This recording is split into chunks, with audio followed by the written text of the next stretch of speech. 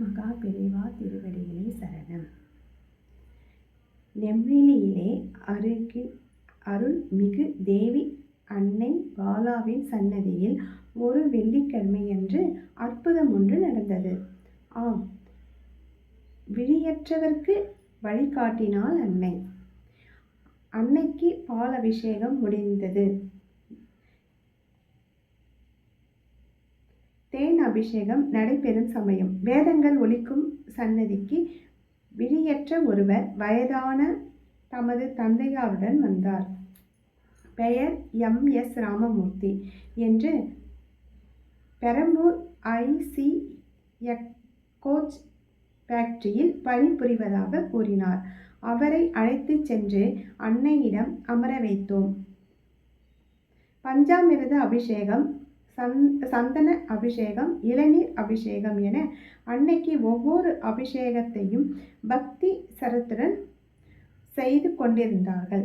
ஒவ்வொரு அபிஷேக முடிவில் தீப ஆராதனை காட்டும்போது இருள் நீங்கும், திரிபுர சுந்தரியே மருள் போக்கும், திரிபுர சுந்தரியே திருமணம் முடிக்கும், திரிபுர சுந்தரியே என்று அன்பர்கள் மனமுருக வேண்டினார்கள்.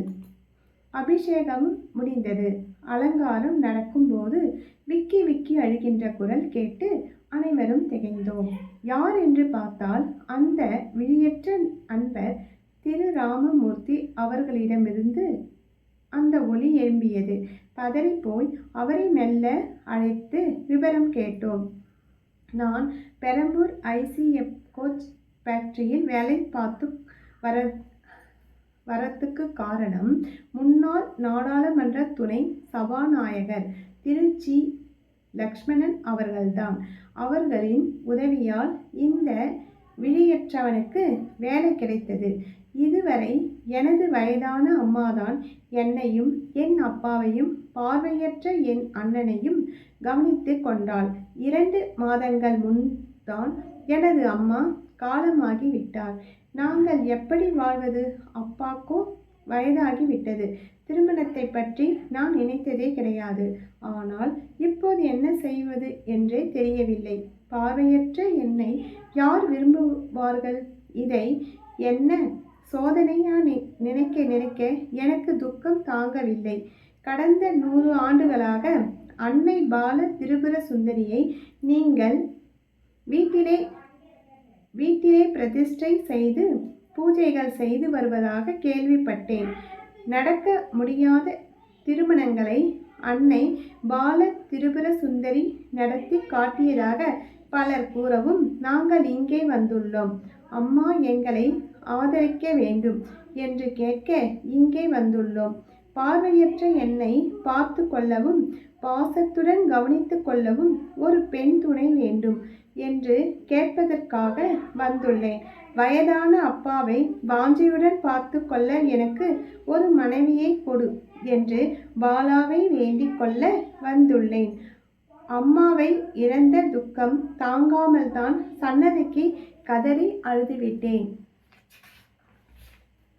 எங்களுக்கு தூக்கி வாரி போட்டது. கடந்த பல ஆண்டுகளாக பூஜை செய்து வருவது வாஸ்தவம்தான். சொந்த வீடாயிருந்தாலும் குடும்ப பூஜை செய்து வந்தாலும் யார் வந்தாலும் அவர்களை பூஜையை பார்க்க அனுமதித்து தரிசனம் செய்து வைப்பது வழக்கம்தான். ஆனால் இப்படி கண்ணற்ற எனக்கு பெண்ணொன்று தருவாளா என்று கேட்டால் என்ன சொல்வது? அனைவரும் அதிர்ந்து போனோம். அவரது நிலையை பார்த்தால் பரிதாபமாக தான் இருந்தது. இருந்தாலும் பார்வையற்றவரை யார்தான் மணப்பார்கள்? இப்படி ஒரு வேண்டுகோளை கேட்டு விட்டார்களே என்று அதிர்ந்து போனோம்.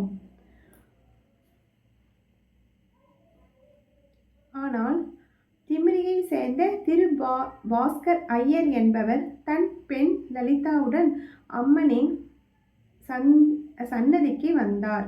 அவர் தம் பெண்ணுக்கு மனம் முடிக்க ஏற்பாடு செய்து வரதட்சணை அரக்கனால் அடிபட்டு தோற்று போனவர். சர்ப்பம் என்று கேட்டதும் என்ற பெயரை கேட்டதும்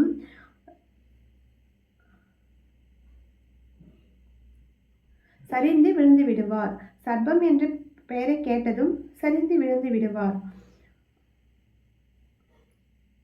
கண் பார்வை இல்லாவிடனும் பரவாயில்லை, நான் இவரையே கல்யாணம் பண்ணி கொள்கிறேன் என்று அந்த பெண் கூறவும் ஆச்சரியத்தால் பிரம்மத்தனர் அனைவரும் மனப்பூர்வமாக ஒத்துக்கொண்ட அந்த பெண்ணை அனைவரும் பாராட்டினர். அன்னையே, என்னை உன் கருணை, என்ன உன் திருவிளையாடல், நடக்க முடியாத என்று நாங்கள் நினைத்ததை ஒரு நொடிக்குள் நடத்தி காட்டிவிட்டாயே. முடியாதது என்று நாங்கள் நினைத்ததை ஒரு கணத்தில் முடிக்க வைத்து செய்திருக்கிறாயே. அவரை வரவைத்ததும் நீயே.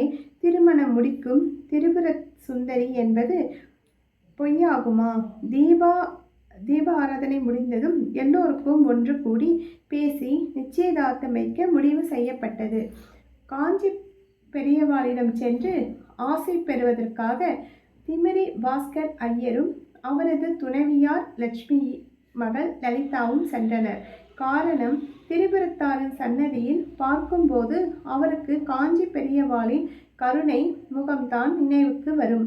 ஆம், தற்போது பால திரிபுர சுந்தரி பூஜை செய்பவர்களின் முன்னோர்களான Nemili head master T K. Janaki Rama Iyer அவர்கள். மற்றவர்கள் காஞ்சி பெரியவாளை நெமிலிக்கு வரவழைத்து அன்னை பால திரிபுர சுந்தரி சன்னதியில் பாத பூஜை செய்வதை அறிந்தவர் அவர். அபிராமி அருள் செல்வம் காமாட்சி தாயை மடியில்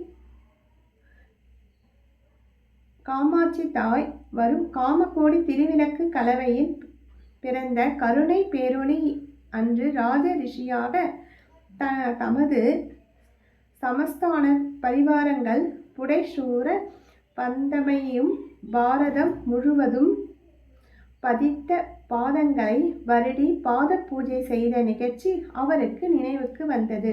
அது மட்டுமா, நமஸ்காரம் செய்துவிட்டு அன்னை பால திரிபுர சுந்தரியின் நவராத்திரி பூஜை பத்திரிகையை பெரியவாள் திருக்கரங்களால் சமர்ப்பிக்கும் செய்கையும் அறியாதவரால் அன்னையின் சன்னதியில் நடைபெற்ற இந்த அற்புதத்தை பெரியவாளிடம் கூறி அவரது ஆசையை பெற வேண்டும் என்று முடிவு செய்துவிட்டார். அதனால்தான் காஞ்சிக்கு பயணமானார்கள்.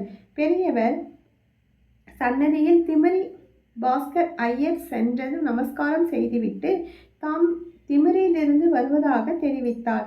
முதல் விசாரிப்பு திமிரியிலிருந்து ஹெட் மாஸ்டர் குப்புசாமி ஐயரை பற்றிதான்.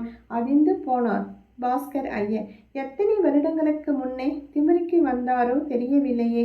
10 வருடங்கள் முன் அமரராகிவிட்ட அந்த ஹெட்மாஸ்டரை பற்றி ஞாபகமா கேட்கிறாரே. அடுத்த கேள்வி, திமிரியிலிருந்து இங்கே வந்து மடத்தில் கோலம் போட்டாலே ஒரு சின்ன பெண் சுகுணா, அவ எப்படி இருக்கா? பாஸ்கர ஐயருக்கு உடம்பு முழுவதும் ஷாக் அடித்தது போன்று ஆயிற்று. நாம் திமிரிலிருந்து பள்ளி பெண்களோடு வந்து மடத்தில் கோலாட்டம் நடத்தி சுகுணா அவரது மூத்த பெண் அல்லவா? சுமார் 30 வருடங்களுக்கு முன்னே நடந்த நிகழ்ச்சி. எத்தனை ஞாபக சக்தியுடன் கூறி பிரமிப்பில் ஆர்த்தினார். தான் வந்ததோ தனது இளைய மகள் திருமண விஷயமாக விசாரிப்போ தனது மூத்த மகளை பற்றி எப்படி இருக்கும் அவருக்கு? என் மூத்த மகள்தான் என்று கூறியவர் அவர் மெட்ராஸ்ல இருக்கா என்று பரபரப்புடன் முடித்தார். பெரியவரே உடனே தான் வந்த செய்திகளை மெல்ல விசாரிக்கிறார். அப்படியா விஷயம்? இவரோட பெண் கல்யாணத்துக்கு யார் உதவி பண்ண போறா என்று வந்திருக்கிறவர்களை பார்த்து வினவினார்.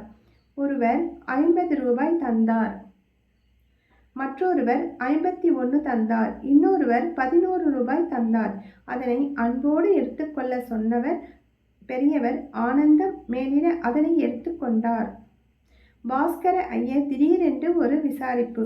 வக்கீல் ஓரிகை கண்ணாடியை தெரியுமா? மெய்சிலிர்த்த பாஸ்கர் ஐயருக்கு தெரியுமாவது அவருக்கு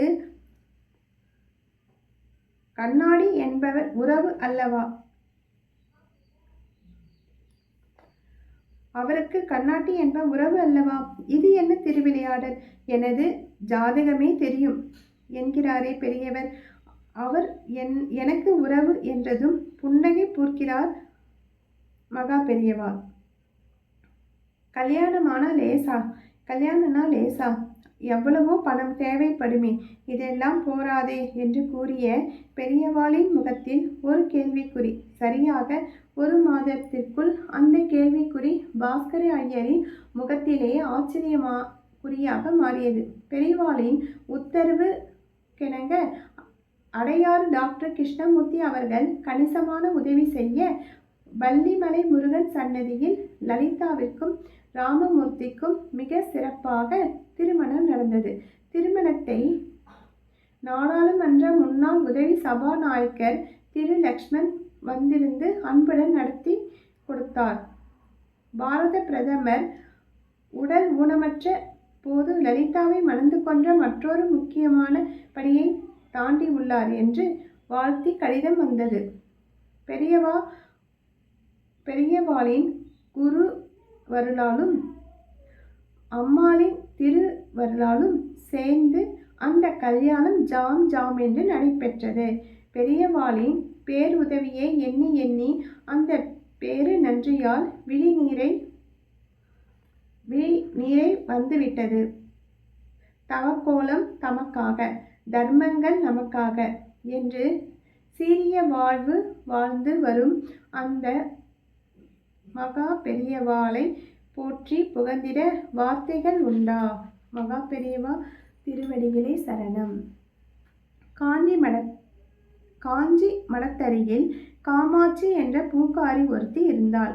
அவள் மகா பெரியவாளை அப்பா என்றுதான் அழைப்பாள். தினமும் ஒரு கூடை பூவினால் பெரியவாளை அர்ச்சனை செய்வாள். பெரியவா, ஏன் இப்படி பூவை வீணாக்கிற? இதை வித்தா உனக்கு காசு கிடைக்குமே என்பார். காசு பெருசா சாமி? உன் தலையில் போட்டு அர்ச்சனை செய்து அதற்கு மேலே எல்லாம் கிடைக்கும் என்பாள் பூக்காரி காமாட்சி. மடத்தில் ஒரு கட்டுப்பாடு உண்டு. பெரியவா தூங்க போய் விட்டால் யாரும் எழுப்பக்கூடாது.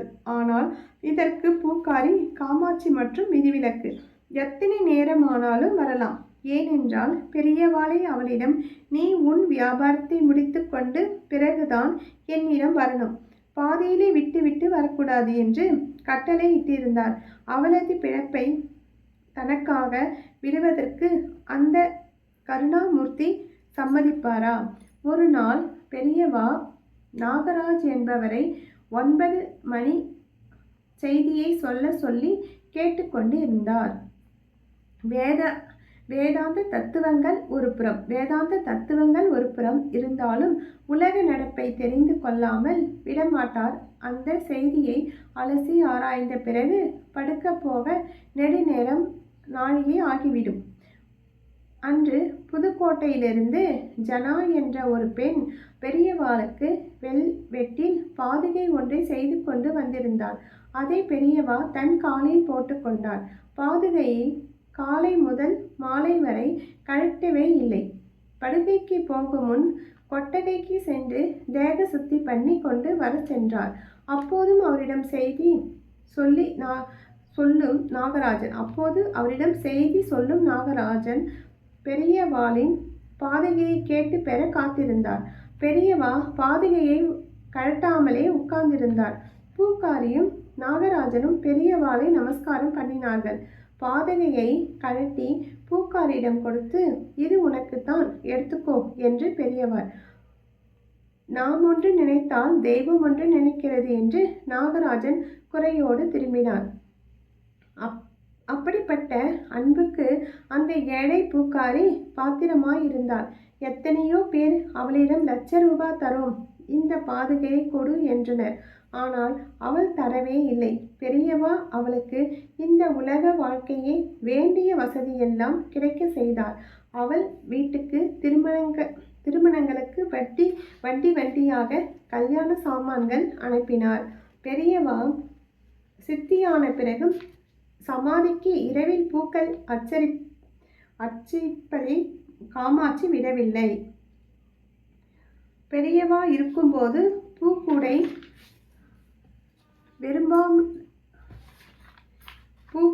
வெறுமனே திரும்பாமல் ஏதாவது பழம் போன்றவற்றை அதில் போட்டு தான் அனுப்புவார். அவர் மறைவுக்கு பின் தன் வெறும் கூடையை பார்க்கவே அவளுக்கு வருத்தமாக இருந்தது. அப்பா, நீ இருந்தா இப்படி என்னை வெறும் கூடையுடன் அனுப்புவியா என்று புலம்பினாள். அங்கு உட்கார்ந்திருந்தவளும் தூக்கி வாரி போடும்படி அதிஷ்டானத்திலிருந்து ஒரு செம்பருத்தி பூவை யாரோ வீசி எறிந்தாற்போல் வந்து அவள் கூடையில் விழுந்தது. சமாதிக்கு நேரே முறையிட்டால் கூட பெரியவர் அருள் புரிவார் என்று அவள் எல்லோரிடமும் சொல்வாள். இதுபோல பல நிகழ்வுகள் இன்றும் நடந்தபடிதான் இருக்கின்றன. பெரியவர் தன் அருளை பக்தர்களுக்கு தந்து கொண்டேதான் இருக்கிறார். மகா பெரியவா திருவடிகளே சரணம்.